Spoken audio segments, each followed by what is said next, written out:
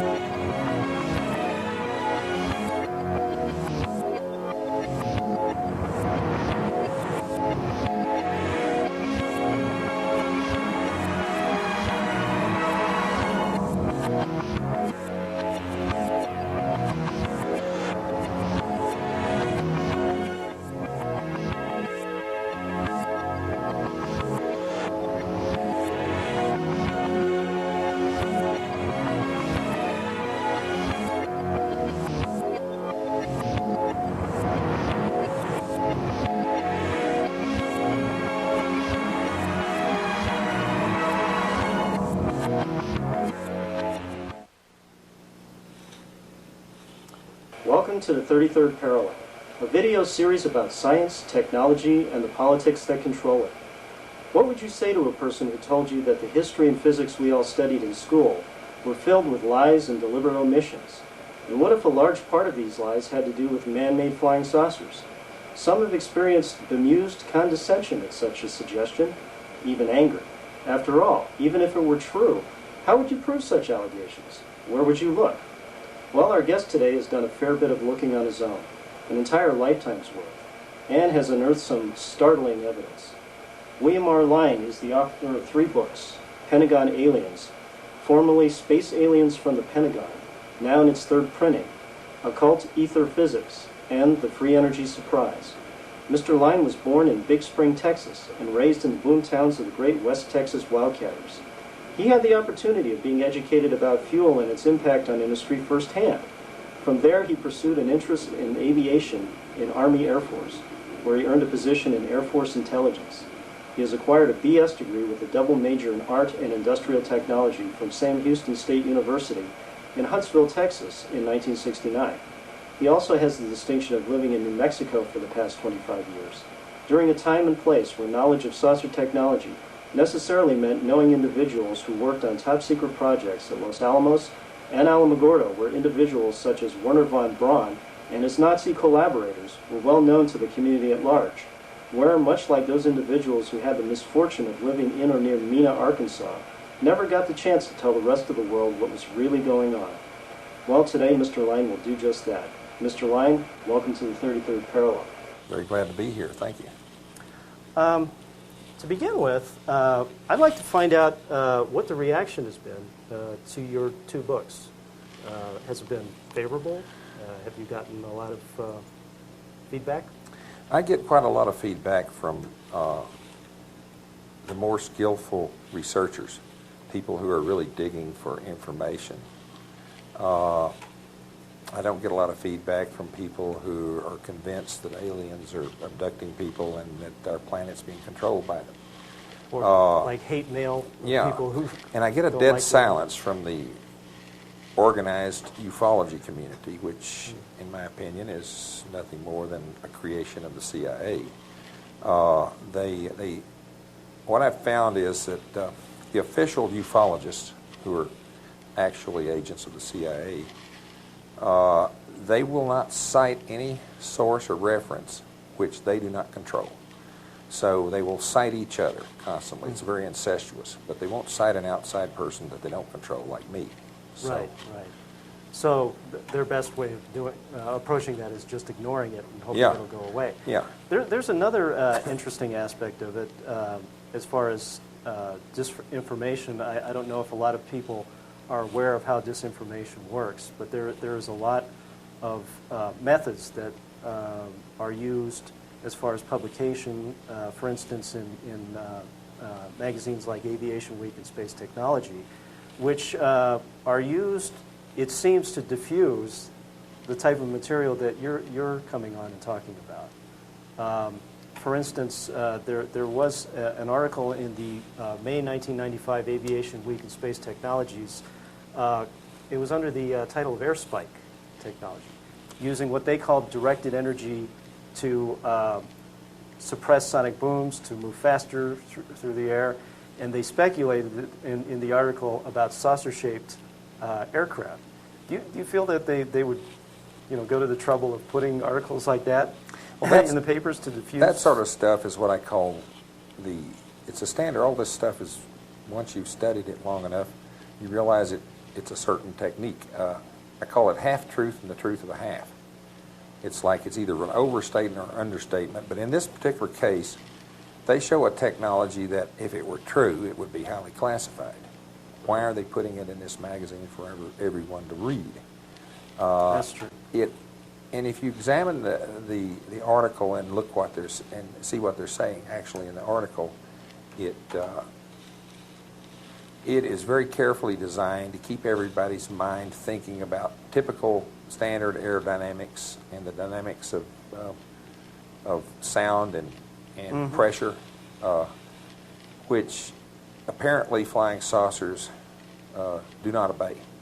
I mean, if you've seen one of these babies flying at high speed with no sonic boom, you know that whole technology is out the window. So you mentioned briefly about CIA tampering as far as media and things of that nature, and how they like to plant articles. A lot of people find this kind of stretching the truth, that they feel that our media can't be corrupted by such things, since we've had these exposés of the CIA and we know how evil they are and stuff like that, that we've somehow routed this out, and that somehow our media is free to pick any subject that it likes, and it just it's just the fact that they look down their nose at this idea that it could be controlled. What's your response to something like that? Well, it's ridiculous, because the intelligence community not only tampers with the news media, they have people who are regularly employed to disseminate material through the public media, and they have contacts which they've developed over the years who do it on a regular basis for them, insert material in articles and so forth. They have even job classifications for this very purpose inside the intelligence community. In fact, they have a neat little name for it, don't they? Yeah, public information officer is one type of classification. But the type of counterintelligence disinformation, yes, they like to use the term COINTELPRO. It's like the time that I saw something in a magazine that I knew was classified, and I asked one of my co-workers, I said, how is it they can run this? This is classified. This is top secret. How can they run this in this magazine? He said, there's classified material published all the time in the magazines and papers, but we're not allowed to confirm it. So there's material available that's classified in newspapers and magazines, but it's never confirmed by the government, because that's a violation of the security regulations. And in many cases, someone who suspects something to be true, who's outside the intelligence community, will get something and put it in a publication just to try to evoke some sort of response from the government, to try to get it confirmed. Oh. But maybe they don't have to go that far. There's, on the screen now, we have a Senate committee hearing on, this one's called the Supplementary Detailed Staff Report on Intelligence Activities and the Rights of Americans. This goes into detail about COINTELPRO and how the intelligence community basically influences what they like to call the friendly media. there's plenty of references. In fact, I'll show you the content page here, which talks about COINTELPRO, counterintelligence programs, who they use it on. And down here at the bottom of the screen, I'll just have to read it for you because COINTELPRO techniques in section A called propaganda, they have something called friendly media. What do they mean by friendly media?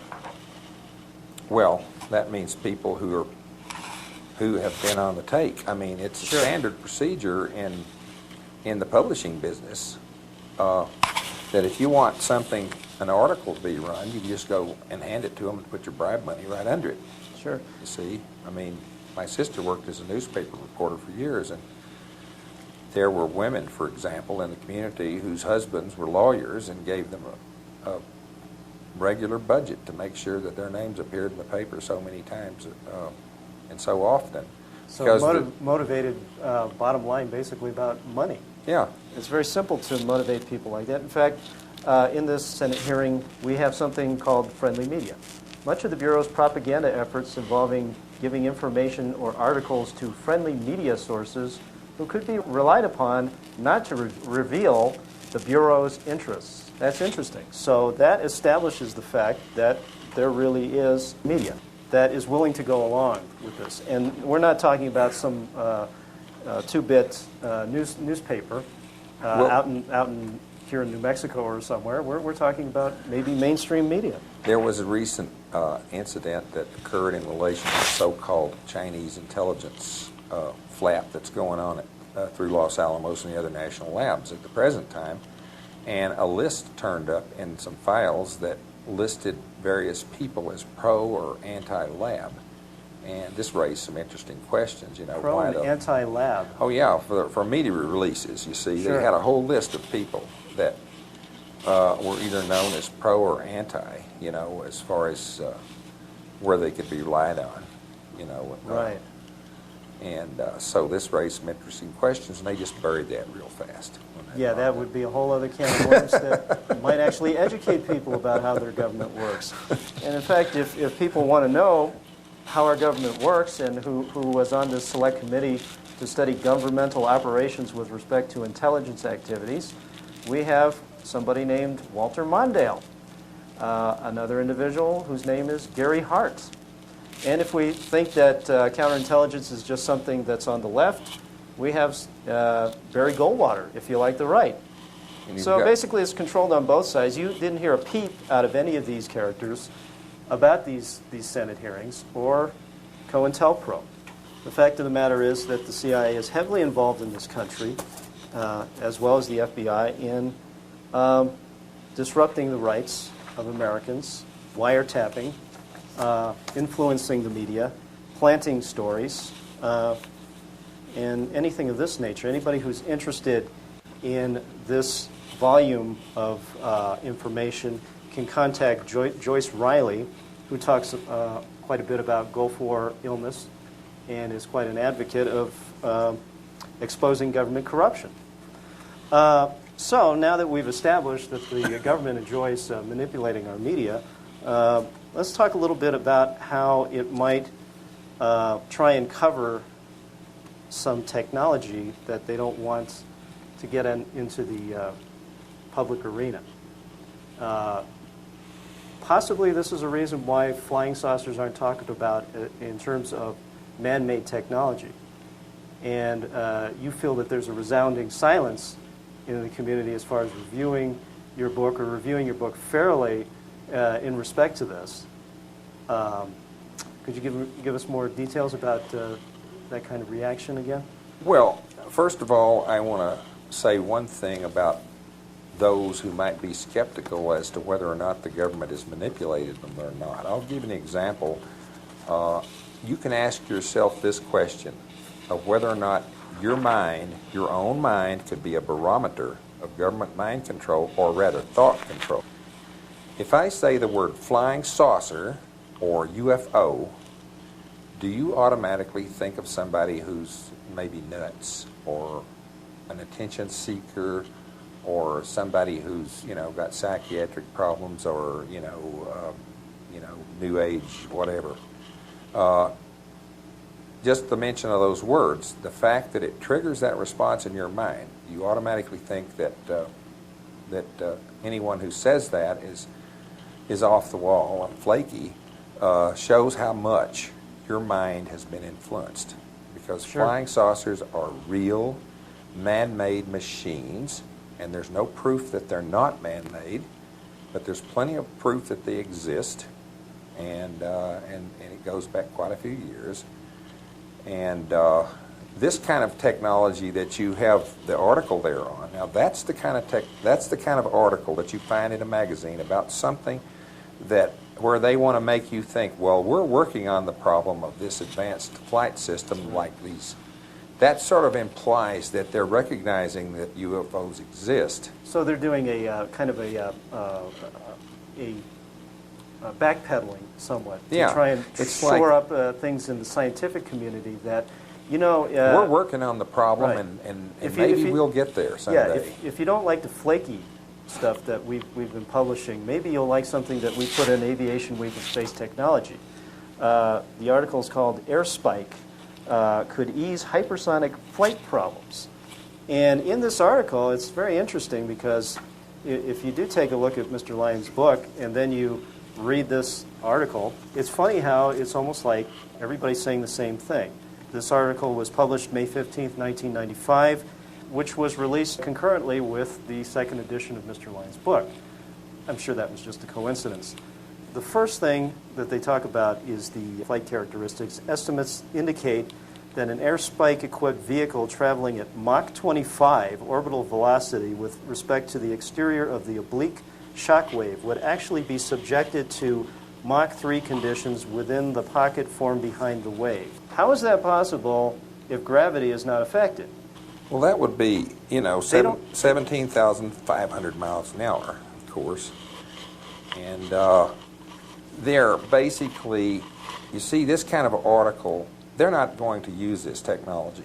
They just put this article out to make you think they're working on the problem.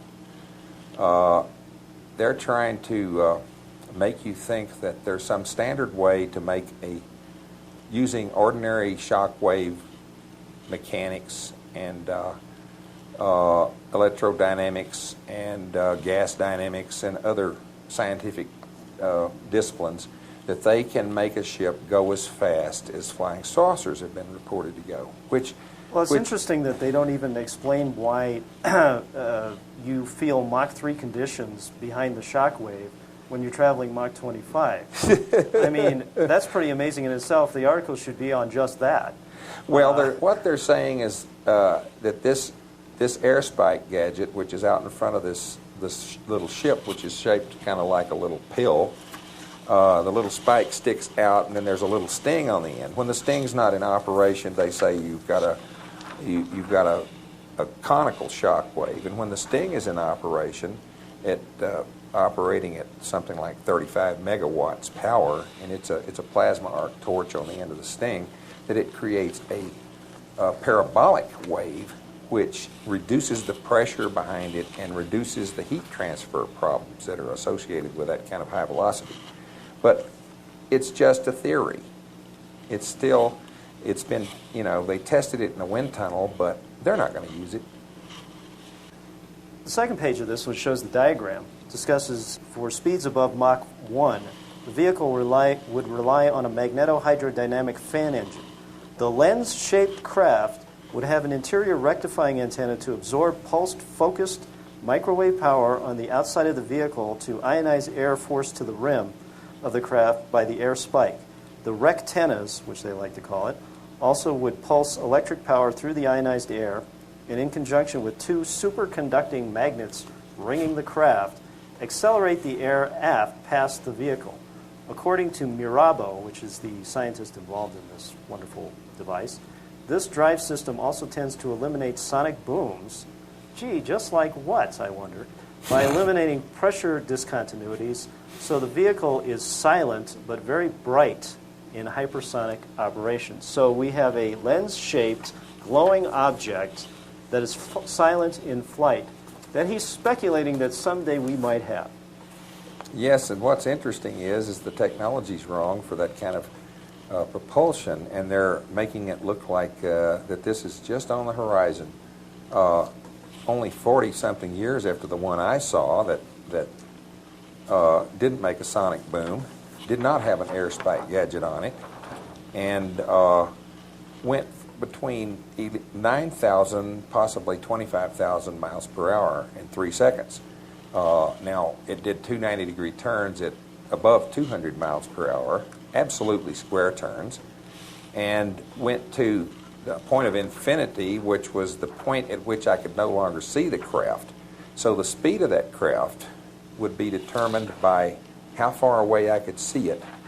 And I had noticed that I could see my geodesic dome in Hyde Park, which was about 30 miles from my home at the time. I could see my geodesic dome, which was 32 feet in diameter, so I have since revised my statements about the saucer that I believe it was doing more like 25,000 miles per hour. So it was orbital velocity already? Yes. In 1952? Yes, 1953. 1953. In late summer of 1953, and there were 6 other people that I know of who were witnessing it, who were with me at the time. And, that's interesting. It's interesting that the same scientist, this character named Mirabeau, we now have up on the screen in Popular Science an article by the same scientist, Mirabeau, who was talking about spinning this wonderful little saucer-shaped object you see here with lasers, kind of like that guy on the Ed Sullivan Show used to spin plates on a stick. This guy does it on lasers now. Apparently this guy's job is to keep creating saucer-shaped gadgets to keep us amused and thinking that things are still being worked on. Yeah, that uses known technology rather than concealed technology. So we have a totally different timeline than our friend Mirabeau here. Yes. And just to finish up on some wonderful disinformation, we have another saucer developed by Lockheed. This one, of course, has a, right smack in the middle of it, a fan jet engine so that this thing can fly somehow. And basically just tear itself apart in mid-flight. But, you know... That device would burn the ship up from the friction of the gases entering the vents if it was enough to propel the ship.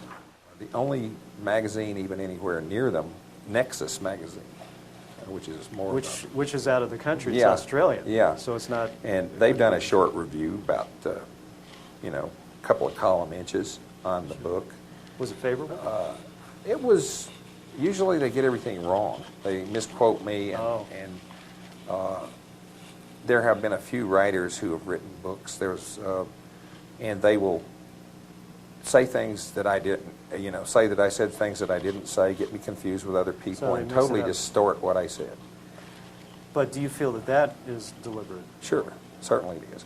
So do you feel that Nexus then is not a good example of something that's independent either? I don't think so. I think the fact that they, when they did they had a change of ownership after they did the review, and they had more interesting, from my standpoint, they had more interesting material in there.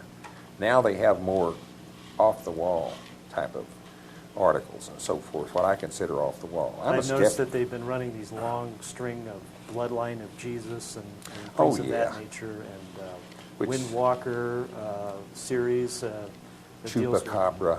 In fact, they this brings to mind an article that they stuck in about some eyewitness to the fireballs, or the ones that followed the B-17s in World War II, the Foo Fighters.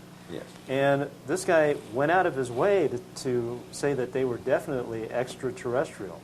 And I couldn't help but think about your book and your take on the whole subject, and it just seemed to me incongruous even for Nexus to put something as uninteresting as that in their magazine. Well, there are things about the fireballs, what they call the fireballs, Feuerball,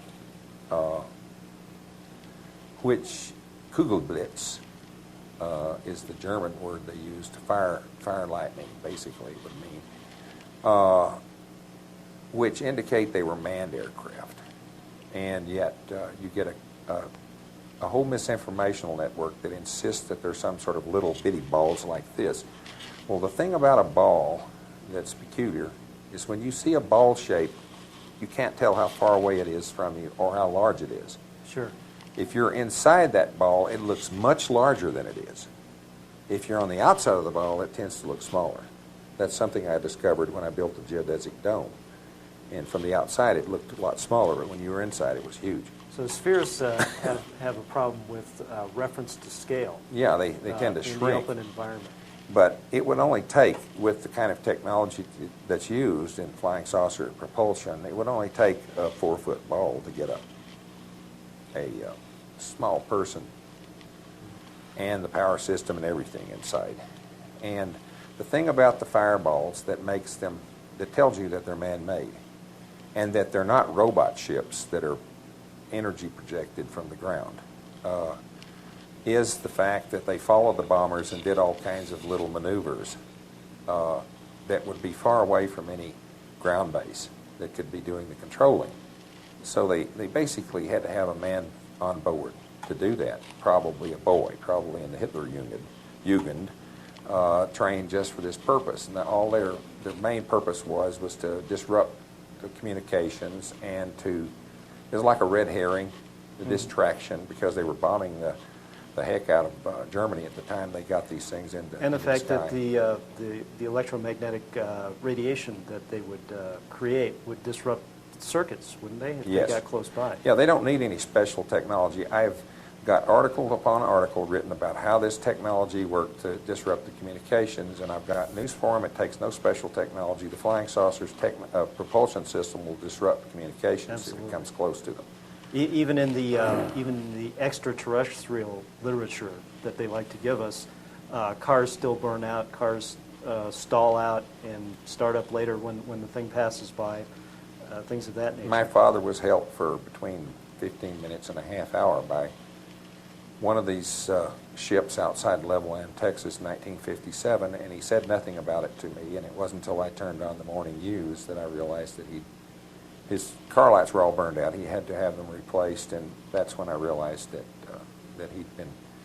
he'd had this experience with the ship. And so I went down to the Ford Motor plant in Odessa, Texas, Ford Motor house where they sold the cars and fixed them, and walked up to him and I said, "Why didn't you say you saw a flying saucer?" And he said, "Well, how did you know about it?" And I said, "I just turned on the morning news, and there were a lot of people that had experiences last night." And the mechanic said, "You know, this is the first time I've ever seen all the lights on a car burned out and not one blown fuse." He hasn't seen too many UFO-related car problems. The Germans were building dozens of weapons from Tesla's papers. And including something that might be called a Foo Fighter. Yes. And the Schildkröte, the Fliegende Schildkröte was a flying turtle, which is just another name for a type of Foo Fighter, except that what I've found is that there are several different types of ships. One is a linear, what I call a linear type of ship, and then the other one is a round ship. And the linear ships have a different control system for turning them, whereas the round ships turn in a number of directions. And they turn peripherally. They can go backwards, forwards, right, left, whereas the linear ships tend to turn their one end in the direction of travel, maybe two directions in case of some of the cigar-shaped ships. But this particular type, the flying turtle type, appeared to be the kind that I saw in the U.S. Air Force intelligence films that were made over Germany in World War II, and I have heard various references to these things, that they were unmanned and all this kind of stuff, and that just wasn't true. No, they had a pilot. You could see the cockpit glinting. It would seem more difficult to have remote-controlled devices in the time period that we're talking about than it would to have an actual pilot, Yeah. which in their minds would be expendable.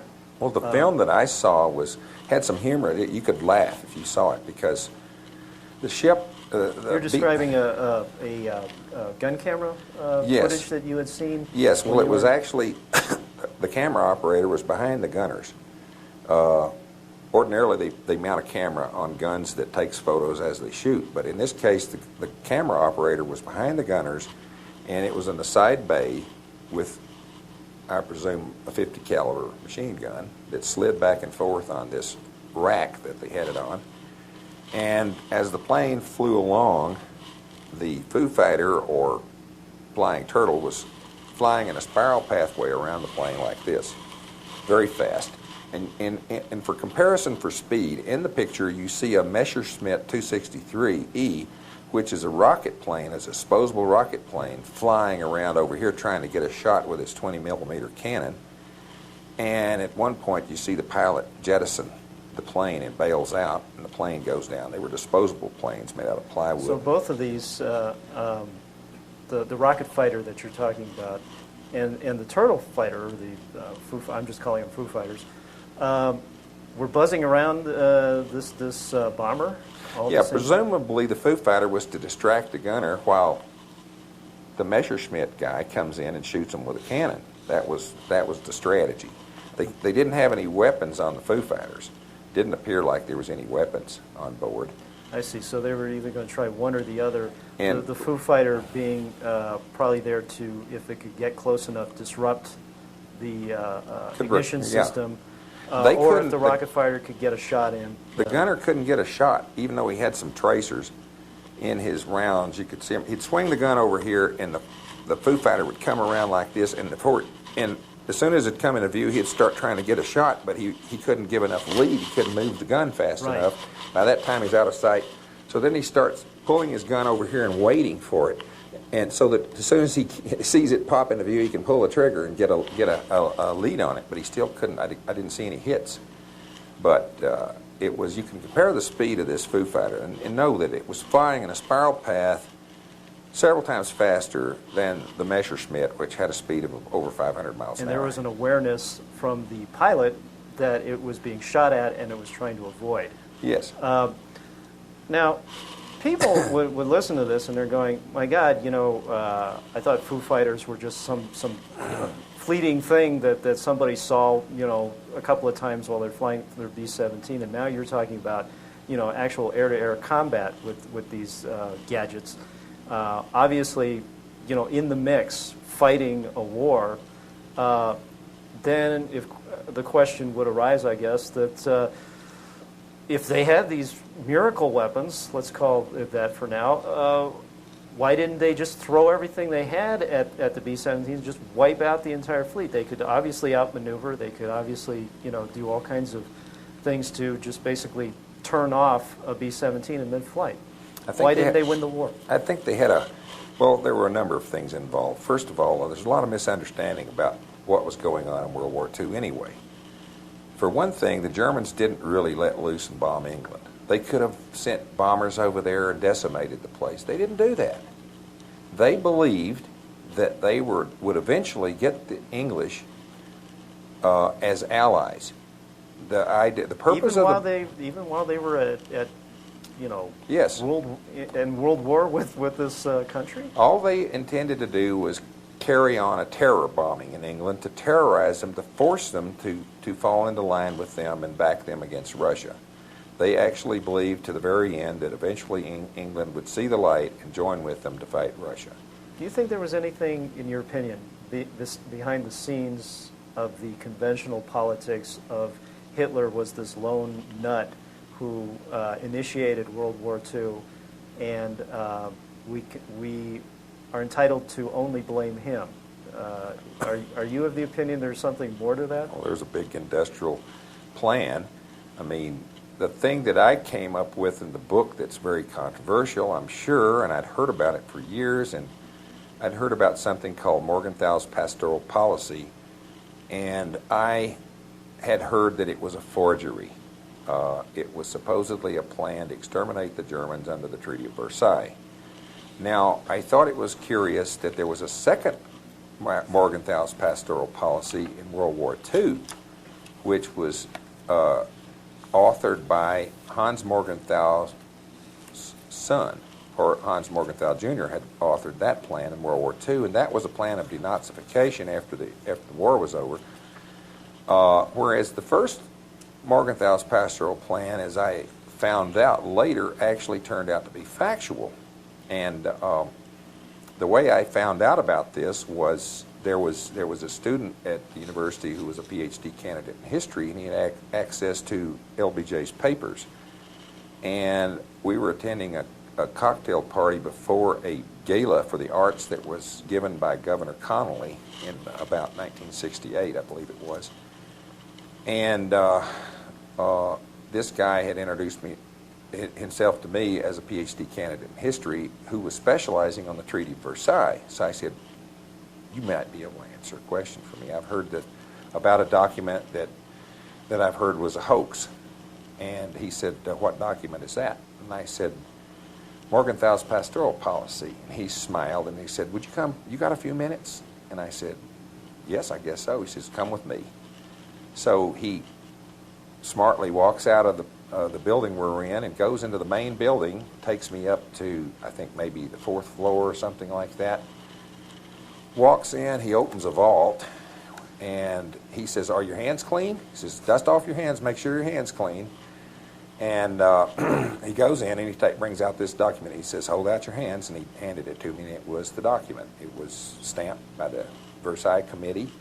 It was signed by President Woodrow Wilson, and it stated exactly what I had heard. I think the problem with this document, the reason it was called a hoax, is no one knew where it was. If you don't know where a document is, you can't find it. Right. And this document probably would have been classified if they'd had a classification system in 1919.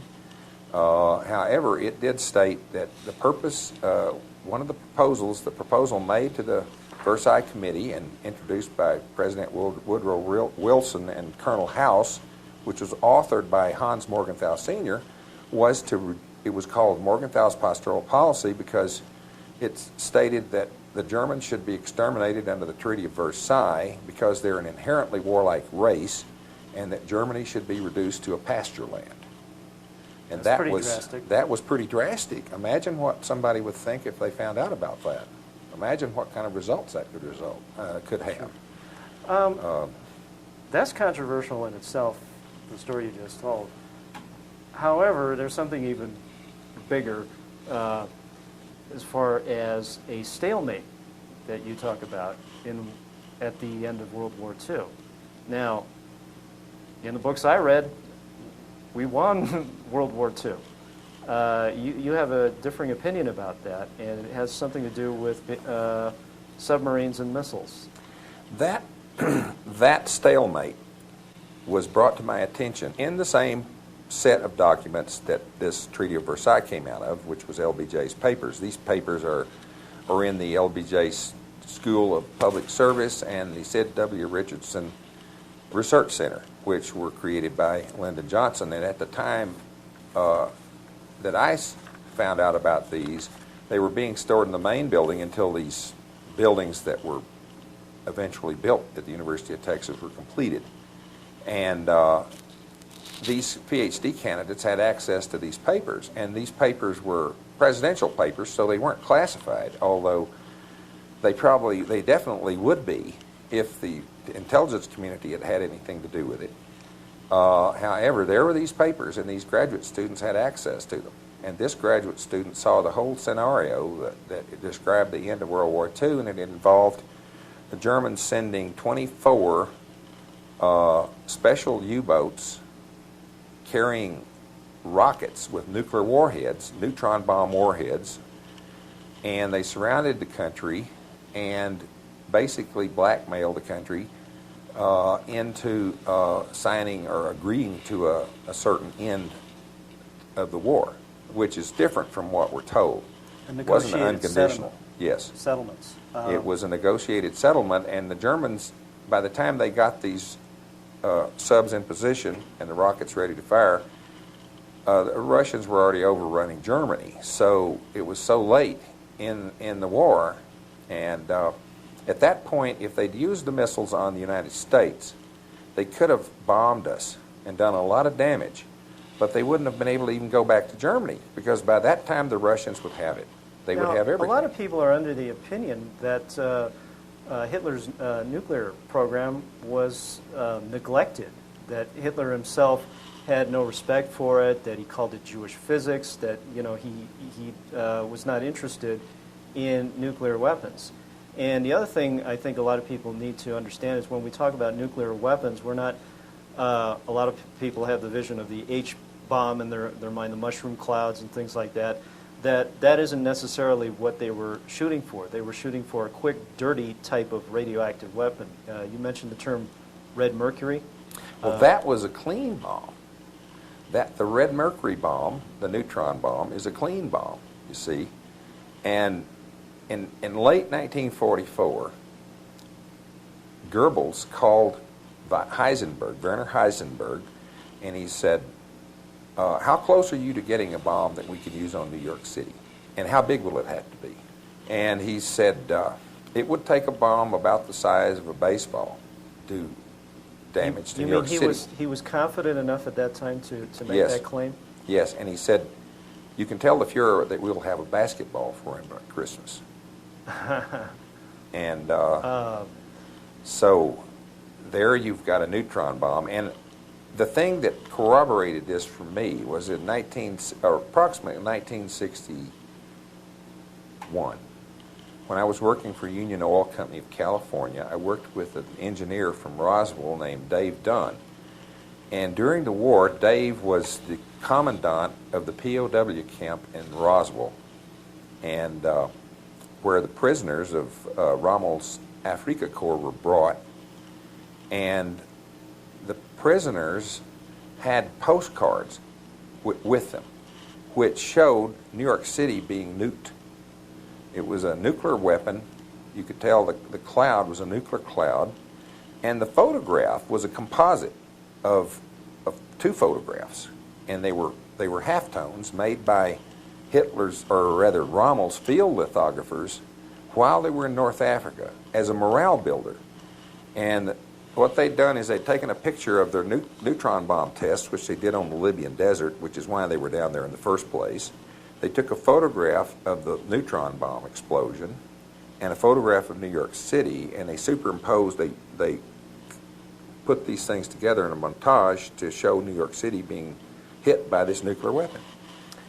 I think people would be a little traumatized to think that somehow the end of World War II ended differently than most people have been taught. Well, it's a peculiar thing. I mean, it's a peculiar thing that people have this understanding that the Germans were just out to kill everybody in sight, and that they would have used a weapon if they'd had it. That's not necessarily true, because they had many opportunities to do much more damage than they did and didn't. So it all depends on a lot of peculiar circumstances. After all, you had a leader, Hitler, who was guided by astrology. You know, if the stars weren't right that month or that year or that day, it would influence everything. So you feel that might have played into some of his decision-making or lack thereof? It probably did. After all, you had one of the top leaders, Hess, who took off in an airplane and flew to England thinking he was going to convince the English to join with Germany against Russia. I guess and that would be a bit delusional, wouldn't it? And you know, he actually believed he could do it. And he had good reason to believe that there was plenty of influence in England, and believe me, there was plenty of influence in England along that direction. But Churchill wouldn't have it. Now, I think a lot of people would be comforted by the fact that if you were the only one that was making these outrageous claims about stalemates with nuclear weapons launched from submarines, yes. Maybe they would like to pick this up at their nearest Borders bookstore. Actually, this was printed in 1995. It's called Vengeance, Hitler's Nuclear Weapon, Fact or Fiction. This individual states in the inside of the cover here, from 1943 onwards, Hitler and the Nazi propaganda machine poured forth a torrent of warnings to the Allies about a miracle weapon. This book reveals that far more lethal vengeance weapons existed, not as a wild fantasy of Hitler's imagination, but a form of a cargo of highly radioactive material carried in a modified V-2 rocket designed to be launched from special sites in France. These deadly rockets had the potential to turn Britain into a radioactive wasteland. This man is an engineer. He worked during World War II. He has diagrams and also the photographs of the silos. in France, this technology existed. Oh, this very definitely. I've heard stories that what they'd done. I don't add much credence to this. That what they tested in North Africa was the atmospheric bomb. Which is propane gas that's exploded, and there's a second detonation. And these things are very close to nuclear power, but almost like an air fuel bomb. Yeah, air fuel bomb, what they call an atmospheric bomb. That's not what they tested. I don't believe that. They went down to North Africa to test this, and they covered it up by saying that they were fighting a delaying action, because from the time I don't remember what year it was that Hitler transferred 15 mobilized units from the Western Front to open a new front or from the Eastern Front to open a new Western Front.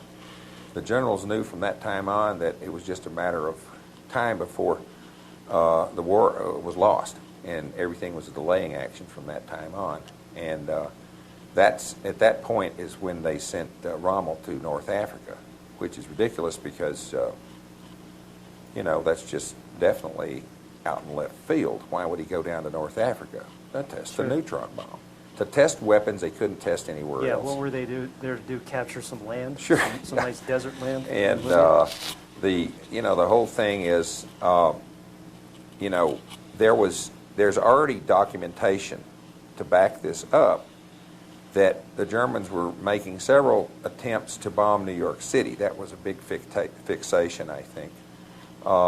And some of these battles actually occurred within eyesight of land. Now, there was one case where I think they called it the April attack, where they sent something like 5 submarines. It might have been 5, might have only been 3. I don't recall right at this moment. And there was a carrier 12 miles away from this submarine. When the submarine was finally hit, it set off an explosion which rocked the carrier 12 miles away. So apparently there was something pretty explosive on that. Yeah, carriers don't rock very easily. What I'd like to show now is a photograph which comes from the book Vengeance. I guess we didn't mention that the fact that the Japanese and the Germans were still allies at this point. And what we're looking at here are 2 Japanese submarines. These are the world's largest submarines in the world at this time. They carried aircraft on them, and they also carried all of the material to make nuclear weapons in their cargo. The book also goes into detail. It gives you a list of the material that they were shipping to Japan, back and forth from Japan, basically, which could be used for nothing else but the making of nuclear weapons. And again, this author feels that this was, in fact, their intention. Well, they found one large sub in Indonesia, a German sub. They captured a German sub carrying a large shipment of mercury to Japan. And so it indicated that the Japanese were getting ready to build red mercury neutron bombs, and the Germans were assisting them. I'll give you an example of how we're lied to. If you ask anyone at Los Alamos when the first nuclear explosion was detonated in the United States, they will tell you that it was the Trinity Site explosion. But the fact of it is the first nuclear explosion detonated in America that I know of was on the Sacramento River in California. It was a Navy test. How is that possible? They did it. They did it in the Sacramento River, and they even filled a ship full of sailors, what some people think were sailors. Actually, what they did is they had the military police go out on the streets of San Francisco and round up all the zoot suiters they could find. And there were 400 of these people put on one of these ships and used in this nuclear test on the Sacramento River. And they set off a nuclear detonation in the Sacramento River at a place called Port Chicago, California. Now, were there eyewitnesses to this test? I mean, we're sure. talking about Sacramento. Yeah. Well, it was a witness. There were plenty of witnesses. How do they shut all those people up? I don't know. All I know is they do it. That's a big question. How do you get that many people to shut their mouths? I guess back at the period of time we're talking about, it's a little more, probably a little easier. There were probably a whole lot less people that we're talking about. We're not talking millions. Yeah, they took. It was a Navy conducted test. They had a lot more power in those days than they do now. They could clear the area of people, a lot easier than they would now, and people would obey them without. And where does this information come from? I am trying to remember the name of the man who first exposed this, but the information dovetails with the information that I know about the shore patrol rounding up Zoot Suiters. I know 3 people who were in the shore patrols that rounded up the Zoot Suiters that were used in the test. And I thought they just took them down and shot them on the beach. The justification for rounding up the Zoot Suiters was that they were molesting the wives of soldiers and sailors who were fighting the war. Are we talking about the same event that they actually made a movie out of called Zoot Suit, where there was a confrontation between Navy sailors and Zoot Suiters? I'm sure there were plenty of those. Talking about? It was probably the same period of time. I haven't seen the movie. I've heard of the name of this movie. Did they show something about yes, mass killings and stuff? I don't think so. I'm just talking about as far as confrontation between. There was definitely Zoot some Suiters confrontations going on. Yeah. And it's an interesting subject to turn into a musical of all things. But the fact that wouldn't be such a pretty musical if the truth were really known. Absolutely. That they rounded them up and used them in a nuclear test in the Port Chicago test, and that was before the Trinity site. So the truth about it is the first explosion wasn't at Port Chicago. What is appalling to me is that they ever tested a nuclear weapon in the open air in the continental United States. I can't believe they did it. Well, and they were still doing it. When I was a kid. They were probably so ignorant of the after effects of such a thing. Oh, certainly. They didn't know anything about radiation. Right. You And this was their way to find out. Maybe we'd like to talk a little bit about early vintage disinformation. What pops into my head? Some place around here called Roswell. You had an interesting chapter in your book about Roswell. Could you explain a little bit about that? Well, when I was a boy, after World War II, you couldn't get building materials. It was all on a priority because of the war and so forth. GIs had certain priorities that they could get houses, under the GI Bill and whatever. But since we lived in the West Texas town of Kermit, we couldn't get building materials. My father bought the POW camp at Roswell, where they could help Rommel's prisoners during the war. What a coincidence. And so hauled that down to Kermit, and we built a house and a store building and some apartments. Had the first motel there. And housing was there was such a shortage of housing, we had people driving to Kermit to have a place to sleep at night from as far away as Silver City. We had one family that owned a copper mine in Silver City that drove all the way to Kermit, and they would sleep in 24-hour shifts while half the family ran the mine. But anyway,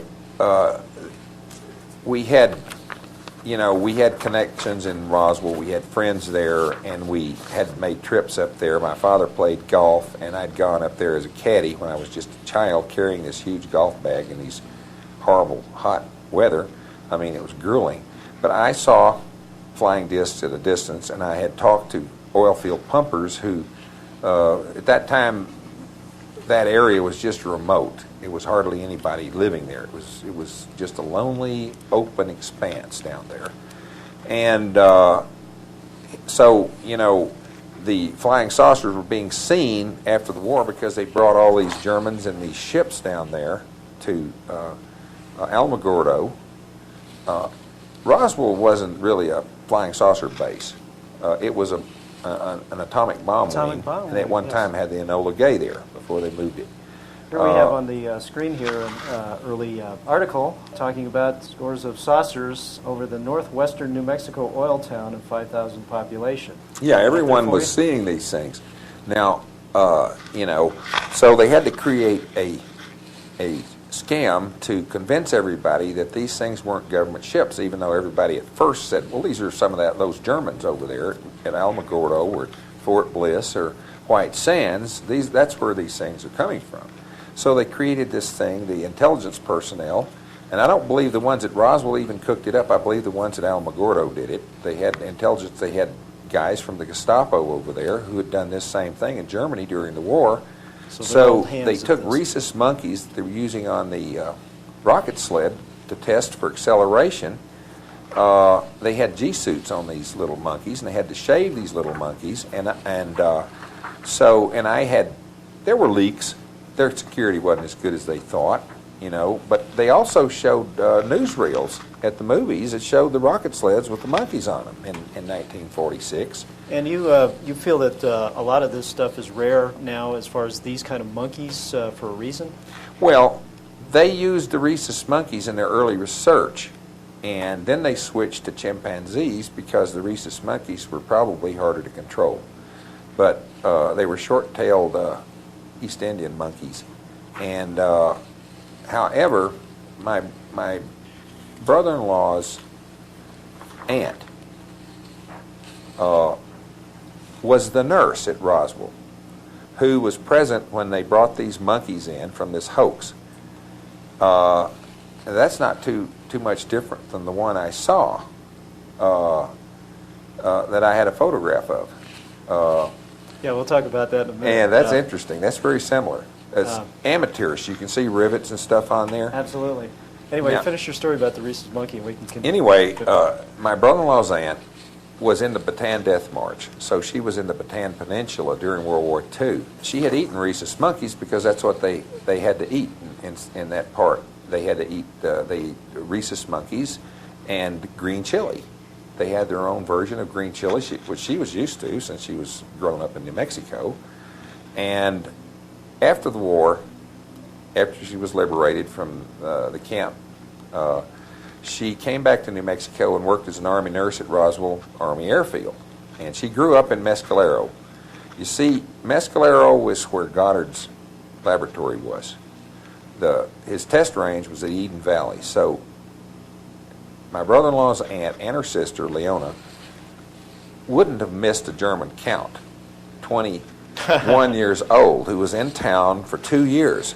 You don't think those teenage girls would not notice that German count who was unmarried, who was handsome and debonair and all that stuff? So they knew about von Braun's presence in New Mexico. However, Leona had told me, and laughingly, how silly it was when they brought those monkeys in that Roswell hoax and commenced to do a dissection of the monkey as if they were dissecting an alien, because she knew it was a rhesus monkey all along. She later became a nun, and she's still a nun now. But she was the one that Glenn Dennis talks about. Now, was this connected to Walter Haut? Did they just continue to Walter Haut was the PIO, so he sent photographs out when they made that announcement about the alien ship that had crashed at Roswell. Now, here's a PIO who's an intelligence officer, sends out information about an alien ship and sends photographs, and it shows the aliens, which are really rhesus monkeys in G-suits.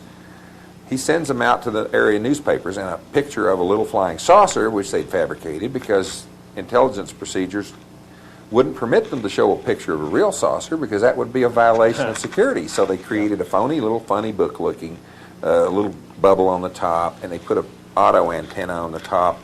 And they sent these out to the area newspapers. But then the Pentagon found out about it, hit the ceiling, and sent in people to retrieve all those photographs. Well, 2 of those photographs ended up in Lovington, New Mexico, in an old newspaper office in the back room in a dusty old drawer. A newsman found them there and gave them to me. And I had them for, I guess, a couple of years before they were stolen from me. And they were stolen by a lady who lived with Jacques Vallée, the ufologist. Oh, Mr. And they've never been published, so that tells you that the CIA got the photos back. Yeah, here's Jacques Vallée that's going to give us all the good information, and he doesn't open his mouth about that one, huh? Electrocraft. Yeah, that's some phony. Here's another phony riveted UFO for our perusal here. Yeah, they get a bunch of guys that that nothing's going to be, they're not going to show anything classified. It's supposed to look a lot like the ship that was purportedly seen by, what's his name? What's that guy that saw the chicken feeder? You know? Oh, Adamski. Yeah, Adamski. George Adamski. Yeah, George Adamski. And so they used that mythology they created. So this looks a lot like the chicken feeder. And, yeah, next one I'd like to show the type of crowd George Adamski enjoys, or enjoyed he has his little mind control devices on his head for finding UFOs or whatever he wants to do with it. But here's something that a lot of people might be interested in. Looking very comfortable at a UFO convention is a very Amazing young, Randy. Amazing Randy. Amazing Randy and Andy. You know, just in Birds case, of a feather flock together. Yes, we have our Mr. Debunker here who feels right at home with some really That's strange... the criticism, the big criticism I have about Philip Klass of the PSYCOPS, you know, Committee for the Scientific Investigation of Paranormal stuff. And the criticism I have about Philip Klass is he keeps making paranormal claims. You see, Klass asserts that everyone who sees a UFO believes in ghosts and, you know, all sorts of paranormal beliefs. And as far as I know, I don't know too many airline pilots who've seen flying saucers thousands and thousands of times, believe in ghosts or any of these other things that he says. So he's making an assertion without any kind of documentation to back it up, you see, and that to me is paranormal. So, you know, he's basically making a mystical claim, and which is out of keeping with his what I call a pseudo-skeptical idea. Going the other end again, as far as mystical claims, we have an individual named Brother Philip here, who, in another life, his name was George Hunt Williamson. Yeah. You familiar with George?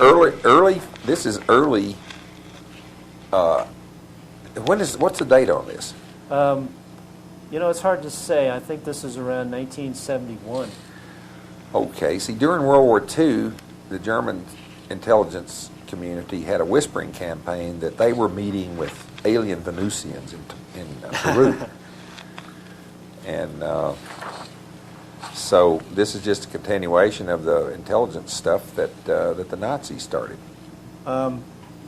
Here's a good photograph of our friend George Hunt Williamson. A distinguished young American anthropologist. Yeah, Brother Philip in a previous life here. He also was a member of the Adamski expedition on November 20th, 1952, when physical contact was made with a flying saucer.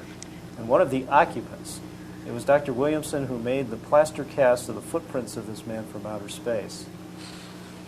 So we have an early rendition of their they get a credentialed archaeologist or anthropologist, I take it back, and that's kind of like Zecharia Sitchin, this guy who reads Sumerian and is going to tell us about the alien reptiles. You're not going to tell me that Zecharia Sitchin is not being straight with us.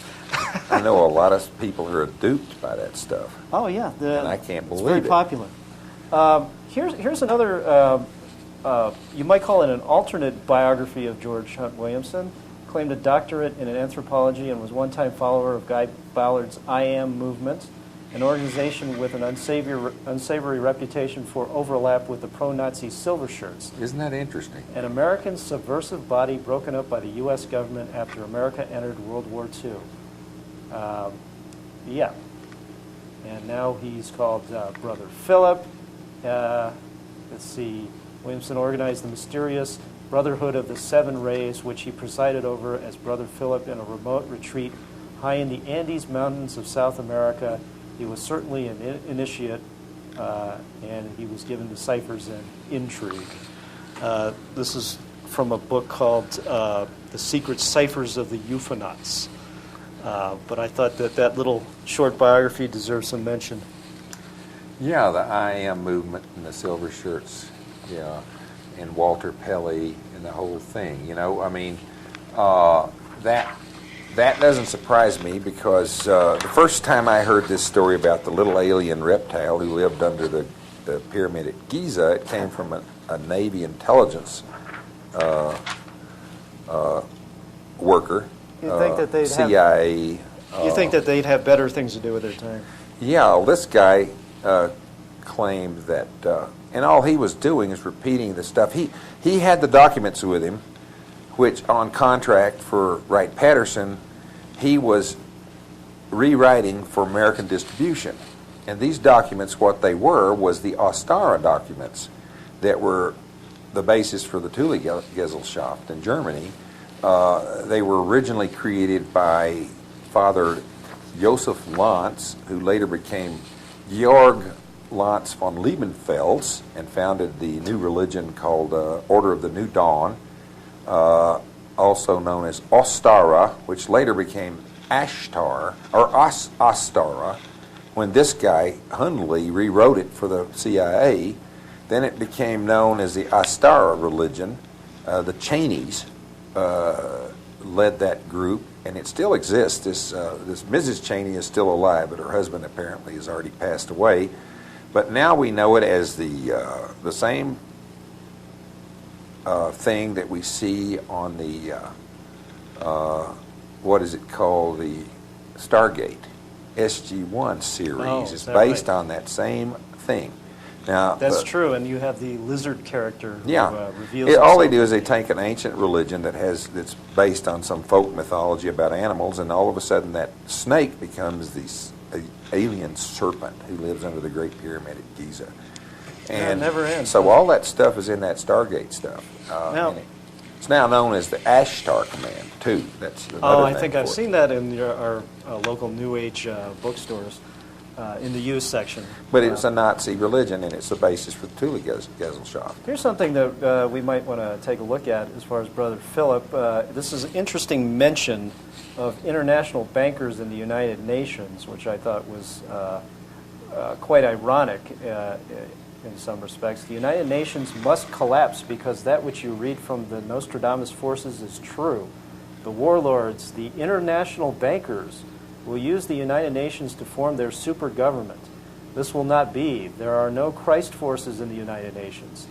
That does not mean that there are not some good people who are in the United Nations, but the organization itself is a center using gullible people. I say it is a demon-controlled and must go down. The Master has said, it is written in Corinthians by our beloved Paul, all forms of authority and power must be put down before I come. And the United Nations fits that category.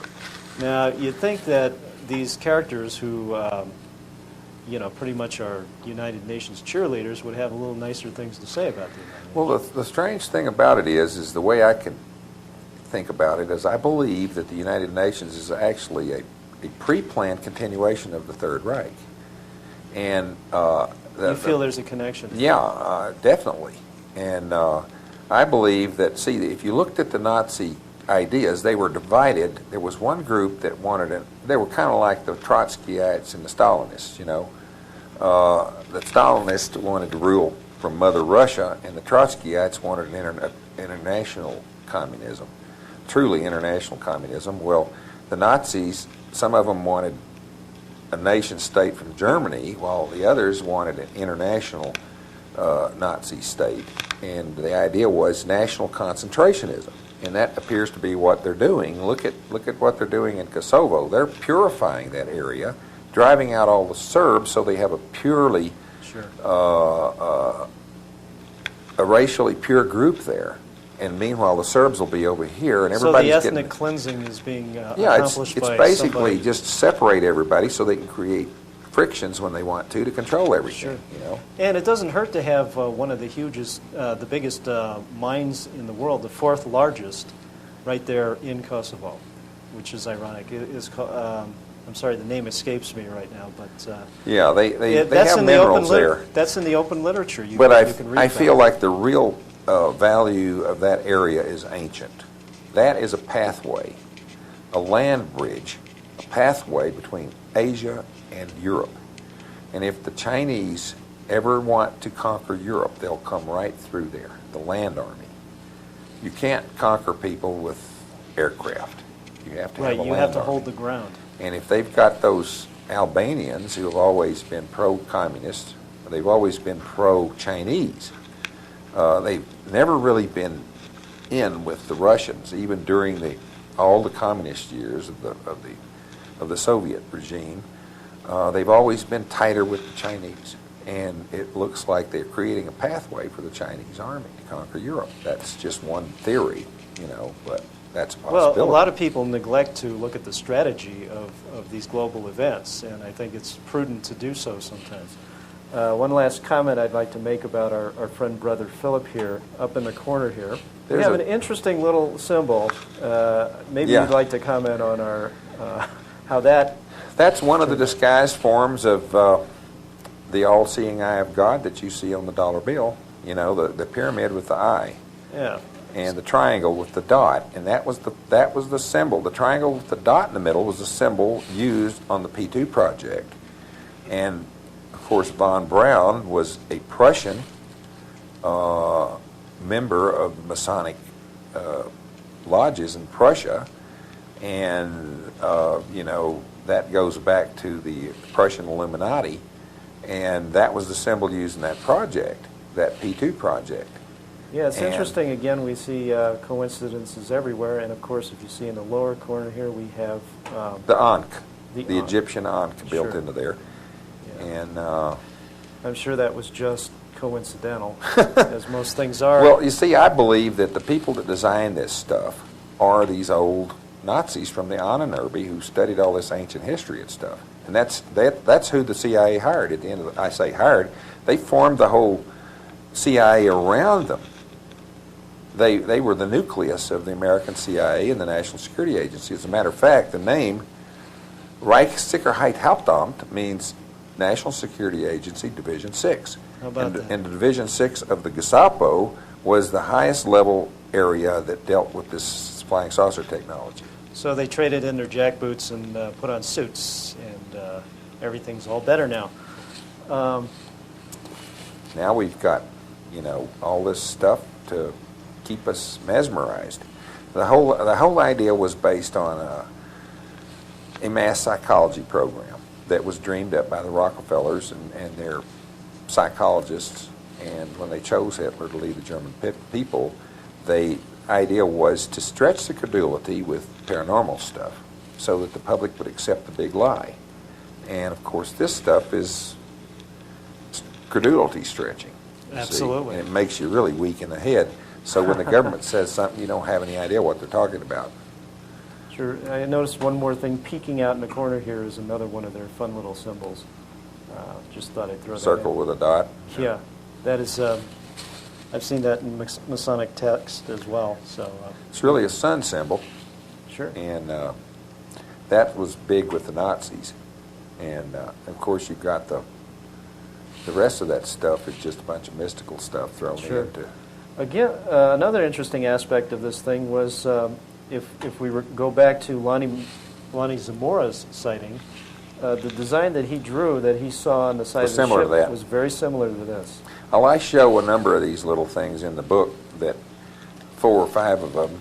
I think I have them in there, this new edition too, Yeah. of the different symbols that they used that have been seen on flying saucers. Now, the saucer that I saw in '53 didn't have any. I didn't see anything in the way of insignias on it at all. Probably still a prototype. And it looked like a very prototypical type of thing, because I've never seen another ship quite like it, except the one that was photographed by Wilhelm Reich up in Rangeley, Maine. Tell us about that. The film footage. Well- What's the deal with Wilhelm Reich? Apparently, the government had a axe to grind with that guy. Yeah, well, he was looking into stuff, and he was doing time-lapse photography for one thing, and in the time-lapse photography over his laboratory, you can see flying saucers and the constellations passing by while the flying saucers make blurbs like this all around. So he was getting time-lapse photographs, and he thought these were extraterrestrial ships, and he was going to the government to tell them about them. And he didn't realize he was sticking his head in the meat grinder because they didn't like it at all. They considered him subversive, and he was trying to do his duty as an American citizen, And at one point, they were filming his use of the cloudbuster to eradicate a bad cloud of deadly orgone energy, DOR, D-O-R, and he was using his cloudbuster, and the cameraman was behind him, and he and a couple other people were up there using the cloudbuster, and it was near a body of water and some trees, and there was this dark cloud, and he was eradicating. You see the cloud actually being wiped away by this cloudbuster, and inside the cloud was this flying saucer, and they were pointing the antenna, which is basically what this thing was, at the saucer, and the saucer just started going down, and it went down, and they got excited and took off running, and somebody knocked over the camera, and that was the end of the film. But I actually saw that at a theater, and I was really surprised that... And how do you feel it got into the theater in the first place? Oh, I think they filmed it, they boxed it up, they shipped it out before the government even knew the film existed, and by that time people had already seen it, but you'll never see it again. Certainly they retrieved that They didn't film. have that kind of electronic intelligence that they have now. Now you can't do anything like that and get away with it. It goes through the postal, and they scan it. Mm-hmm. They can scan letters. They use microwaves. They scan everything in the letter. Even though it's folded up, the microwave device actually unfolds the letter, reads it. How about that? Even in foreign languages. You don't see that on the Discovery Channel. And they scan it for certain words and stuff, and that technology was in existence in 1969. And the microwave can distinguish between different layers of paper, you see, and then unfold the whole thing. This all happens in nanoseconds, you know.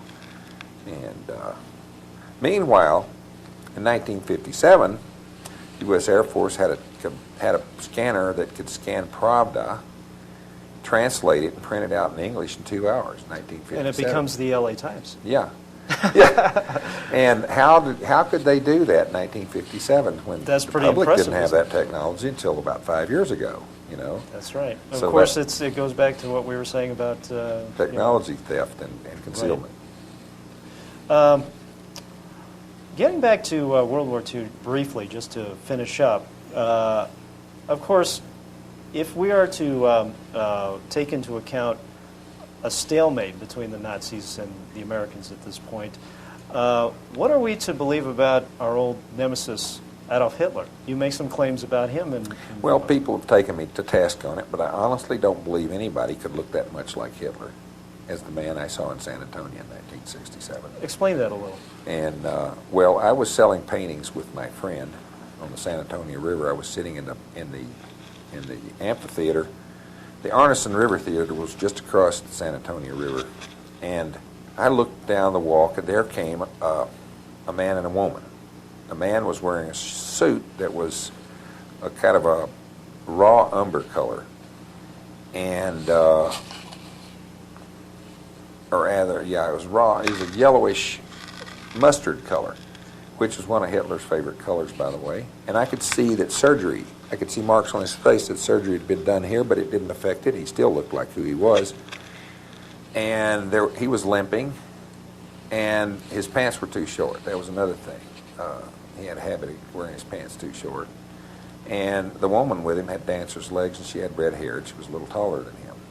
And they came down the walk, and I said, just before this, though, there had been a couple of guys in suits who came up there and went through where we were and talked to us, engaged us in conversation.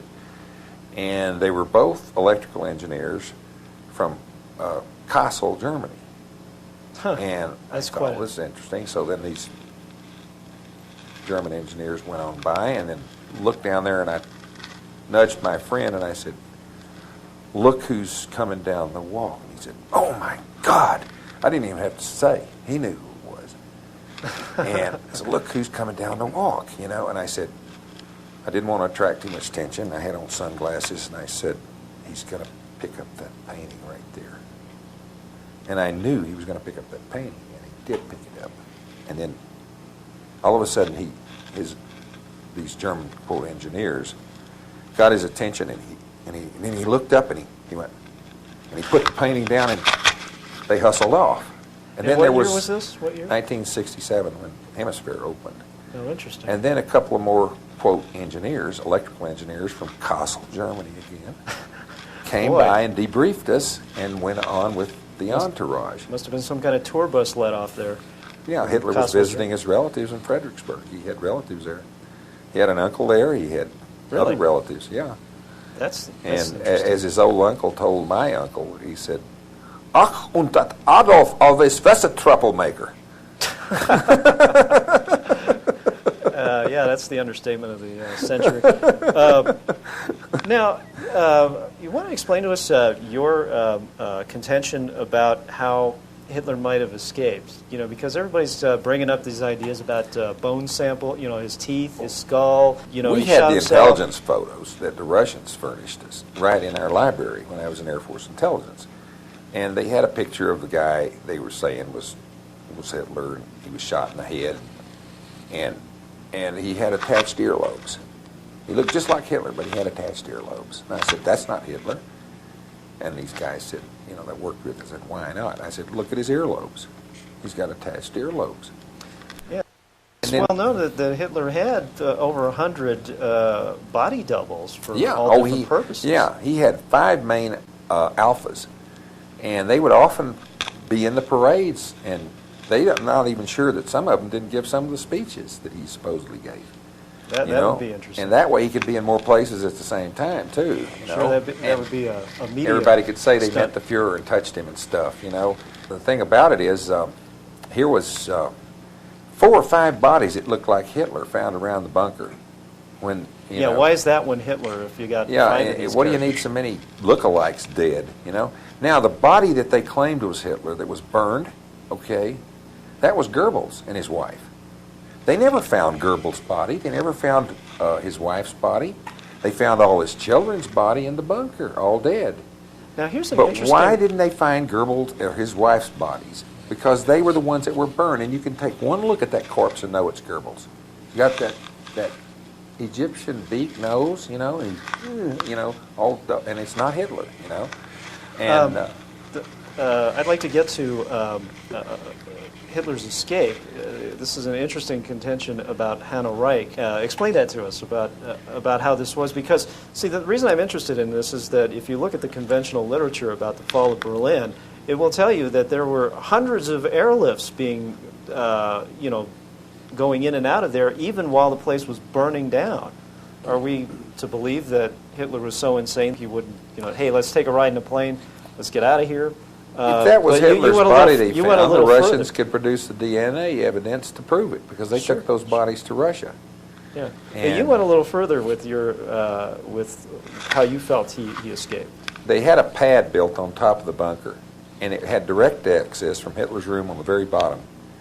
And all he had to do was go right straight up a set of stairs to the top, and there was a pad, a landing pad that it could only be used by a helicopter or flying saucer.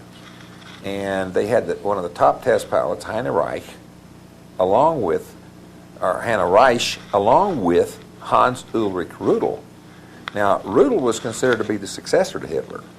And, I don't know whether you ever saw his combat record. You Not familiar with it? personally, no. Fantastic, unbelievable. He personally destroyed, on the Russian front, over 300 Russian tanks.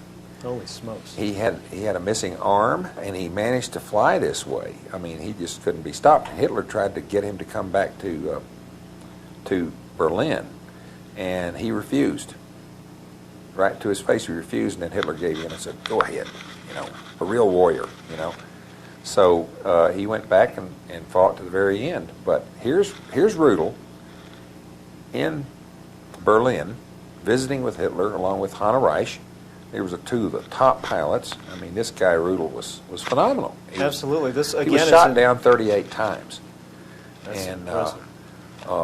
Again, this is in the open literature about Hannah Reich, for instance, was in the bunker. I mean, you have one of the premier pilots of Germany with Hitler. And the Russians admitted they didn't get Hitler's body, although they're still squabbling back and forth about it. You know, they had so much as admitted, and boy, Stalin really wanted to get him, and but supposedly they didn't get Hitler's body, and so my theory is that Hitler was provided with a comfortable place in Kassel, Germany, for the rest of his life. Why not? And, Why not? beautiful area, and the site of the monument to the Holocaust. What better place to live, you know? And plus I met people who were friends with Adolf Hitler. I met a man who was, this was really odd that this guy popped up when he did, but when I was coming back from Europe in 1975, a man approached me at the La Fonda in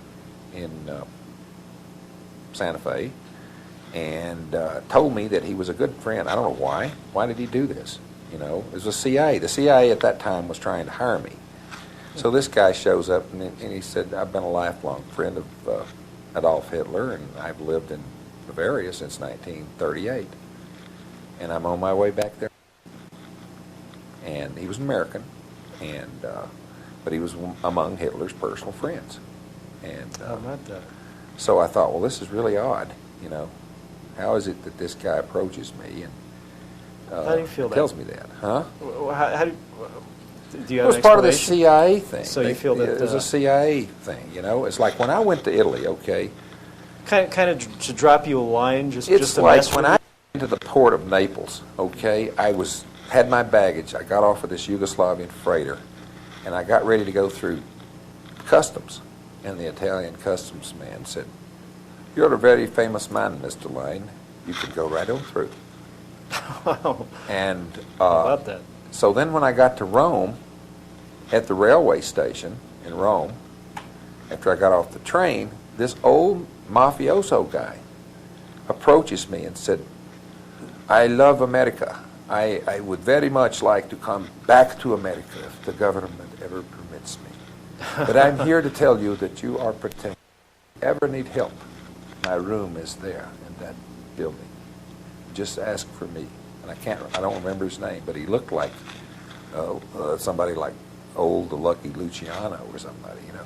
Wow. Of course, Lucky was killed, but he was an old mafia guy who had been kicked out of the country, and he was working for the CIA to work his way back, you know. And he wanted me to know that I had protection, and that was your CIA. That was your George Bush, you Sure, know. I would assume they would know your movements in and out of It cities. was horrible. I Anybody's couldn't get away from them. They tried to get me at work in the movie industry there. They tried to get me to infiltrate German terrorist groups. There was all kinds of stuff going on. These were like people that worked for Time Life. And this is because of your family connections that It was because George Bush and the CIA, you know. I mean, my first cousin was Bush's secretary for 5 years, but my first in-laws apparently were big buddies with the Bushes. And Bush had just decided that I was going to be one of his people, and I don't know, maybe I'd have ended up being Secretary of Defense if I'd have said yes. But I wouldn't have any part of it. Boy, they don't like no for an answer. But it was just the weirdest bunch of stuff you ever saw, and I couldn't get away from them. They were everywhere. I realized that I was surrounded by all these intelligence spooks and stuff when I was in. They like to keep to their own, so. Yeah, they were actually, even though they were posing as all sorts of stuff, you know, actors and so forth, but they were all on part of it. Art students. Yeah. Right. There weren't any art students. The art thing had really burned out in Germany. But, yeah, I could go on and on about that. I don't want to blow the cover on some of these people. They're nice people, but they're mixed up with bad stuff. Bad circles. You know, you can't lie down with dogs without getting up with fleas. Absolutely. Absolutely. I'd like to thank Mr. Lyne for being our guest on the 33rd Parallel. I hope there are many who feel as I do, that it's a good and healthy thing to entertain alternative views on items of such importance as our world history and scientific progress. This is, in fact, the primary objective of this video series. I hope you found it worthwhile, and remember, a good conspiracy depends on your cooperation. Thank you.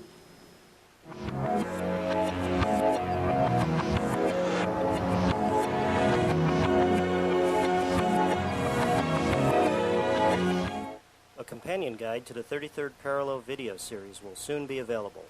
Look for it on our website at www.flyingsaucerfactory.com. Also available now from the Flying Saucer Factory: a German U-boat on the United States coastline, a secret agreement between sworn enemies, an underground base built into the permafrost of Antarctica, Rear Admiral Byrd and his armada of 4,000 men, in a confrontation with unknown aircraft that can fly from pole to pole in a matter of minutes. When reading about it isn't enough, it's time to see what you've been missing. A graphic dramatization of Admiral Byrd's Operation High Jump, fully illustrated by a top Disney TV animator. Order it now from the Flying Saucer Factory at www.flyingsaucerfactory.com.